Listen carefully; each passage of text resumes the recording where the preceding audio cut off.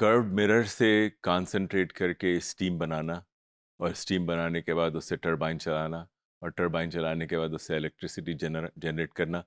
वो एक जैसे मैंने आपको बताया कुछ 100 मेगावाट्स का प्लांट उसमें बनता है। तो वो एक बड़ी बात है। लेकिन अब देखें, ये मिरर है और ये फोकल पॉइंट है इस पे, जहाँ पे वो ट्यूब लगी हुई है, जहाँ पे वो सॉल्ट उसका जा रहा है। और सूरज को क्या हुआ? सूरज को तो नहीं पता कि नीचे ये बंदा खड़ा हुआ है लेके, और या लगाए हुए हैं इसने सारी चीज़ें। और वो तो चलता रहेगा ना, आगे पीछे ऊपर नीचे जहाँ उसने जाना है वो सूरज तो जाएगा। सूरज तो कहीं नहीं जाता, ज़मीन मुड़ती रहती है आगे पीछे। तो इतना सूरज अपनी जगह है, हम जो है इस तरह मुड़ते जा रहे हैं। तो फिर फोकल पॉइंट का क्या हुआ? फोकल पॉइंट तो वही रहेगा, लेकिन फिर उसके अंदर जितनी सारी जो, अब मतलब सूरज यहाँ है फ़र्ज़ कीजिए, और ये सूरज यहाँ आ गया और आपका फोकल पॉइंट ये है। तो अब क्या हुआ? इसका मतलब आप बहुत ही कम चीज़ें जो है उसमें इस्तेमाल हो रही हैं। तो वो जो फ़ोकस मिरर वाला केस होता है ना, वो एक ख़ास जगह के लिए होता है और ख़ास वक़्त के लिए होता है।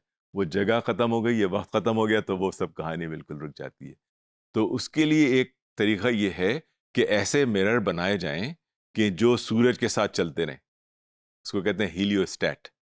तो वो हीलियोस्टैट ऐसे होते हैं कि ये सूरज यहाँ से शुरू हुआ, यहाँ से वो चल रहे हैं।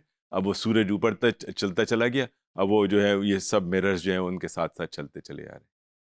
अब वो उसकी एक बड़ी ख़ास बात ये है, फिर उनका फ़ोकल पॉइंट वही रहता है। फ़ोकल पॉइंट वो चाहे यहाँ हो, फ़ोकल पॉइंट हर जगह वही चलता रहेगा। तो ये सूरज चलता रह रहा है, वो फ़ोकल पॉइंट वही है, लेकिन इनकी लोकेशन जो है वो मुख्तलिफ होती जा रही है। ठीक है ना? फ़ोकल पॉइंट डिपेंड करता है कर्वेचर के ऊपर या और किस्म की चीज़ों के ऊपर। तो कर्वेचर जो है वो उसी पे तय रहेगा, तो वो चलता रहेगा सारा काम। तो ये इसको हीलियोस्टैट मिरर कहते हैं, जिसकी इस्तेमाल करके एक बहुत ही ज़बरदस्त किस्म की कन्वर्जन जो है सोलर सोलर एनर्जी को हीट एनर्जी, फिर हीट एनर्जी से टरबाइन, फिर टरबाइन से इलेक्ट्रिसिटी, ये हो सकती है अच्छी तरीके से। तो ये पावर टावर जो जिसे कहते हैं वो उसकी एक एग्जाम्पल है। तो ये हीलियोस्टैट एक तो अभी 2023 के अंदर अभी भी काम कर रहा है, पुराना है, कैलिफोर्निया में लगा हुआ है, और एक और अभी मिडल ईस्ट में लगेगा नियर फ्यूचर के अंदर, कतर के अंदर। तो जहाँ पे इसी किस्म का काम होगा। ये लेकिन ये जो चीज़ें हैं ना, ये चीज़ें ऐसी हैं जो कि उनकी हैं जहाँ ये बहुत ही महँगे किस्म का सेटअप है। ये प्रूफ ऑफ प्रिंसिपल तो है, ये जो अमेरिकन प्लांट जो है वो तो प्रूफ ऑफ प्रिंसिपल से आगे निकल गया है। वो कुछ शहरों को बिजली इस तरीके से सप्लाई करना उन्होंने शुरू कर दी है, और ये डेज़र्ट में है, तो कोई उनको बहुत सारी उनके पास मिल जाती है एनर्जी। लेकिन वो बाकी जहाँ पे जो डेवलपिंग कंट्रीज़ हैं उनके लिए सॉल्यूशन ये ज़रा मुश्किल है, लेकिन देख लें कि इस किस्म का भी एक सॉल्यूशन हो सकता है।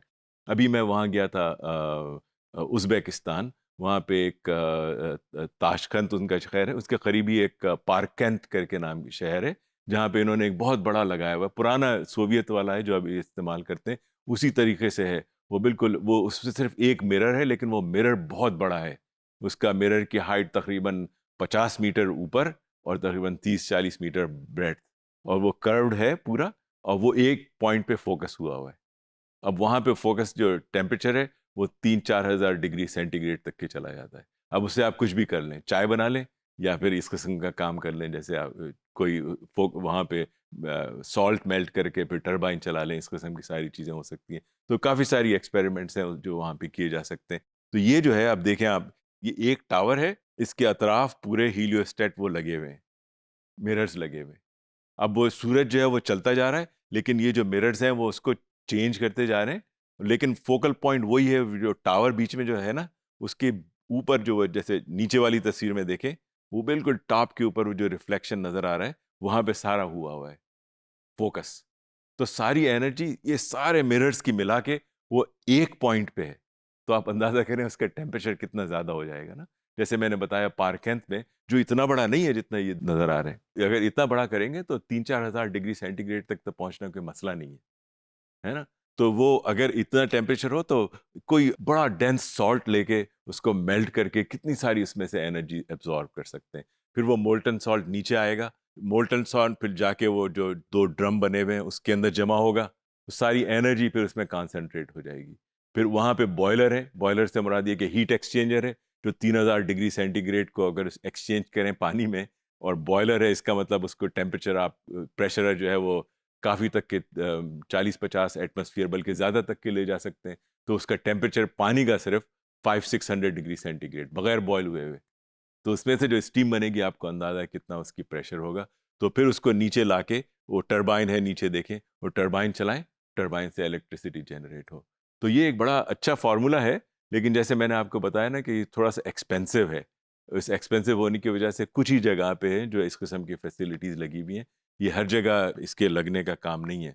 लेकिन फिर भी बना था कुछ दिनों के लिए, कुछ अरसे के लिए कि चलेगा फिर ख़त्म हो जाएगा। लेकिन वो अभी तक चल रहा है, काफ़ी पुराना हो गया है। 2000 के करीब उसके वो मिरर्स लगे हुए हैं और molten salt thermal storage system है। 300 फुट टॉल उसका टावर है।